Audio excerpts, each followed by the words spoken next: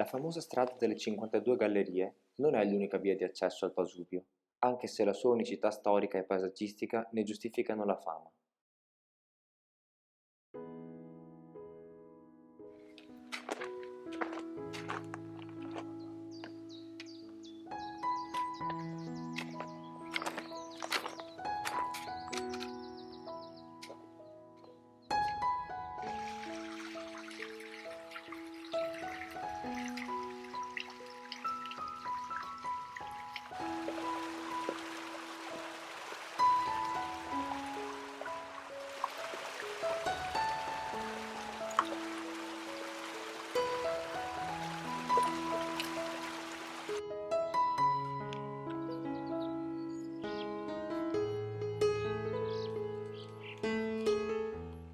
Oggi ho scelto di salire dalla selvaggia Val Canale, partendo dal rifugio Balasso.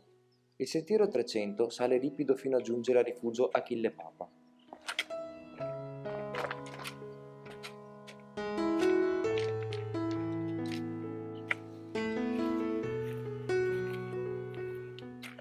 Da qui si apre un mondo segnato dalla Grande Guerra. Italiani ed austriaci vi hanno costruito postazioni di comando, gallerie e trincee ancora oggi ben visibili. Ma 100 anni dopo la natura si è ripresa i suoi spazi e regna sovrana fino a Cima Palon, la più alta delle piccole Dolomiti.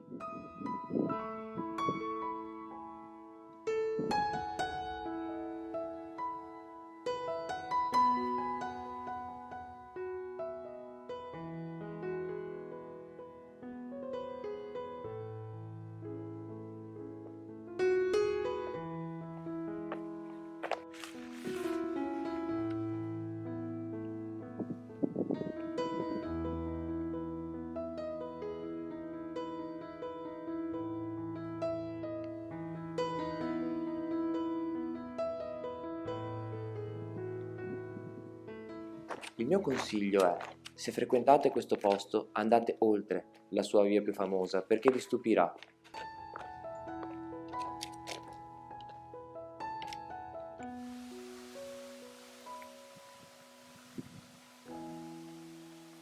Ora vi lascio con le immagini dall'alto. Ci vediamo al prossimo video.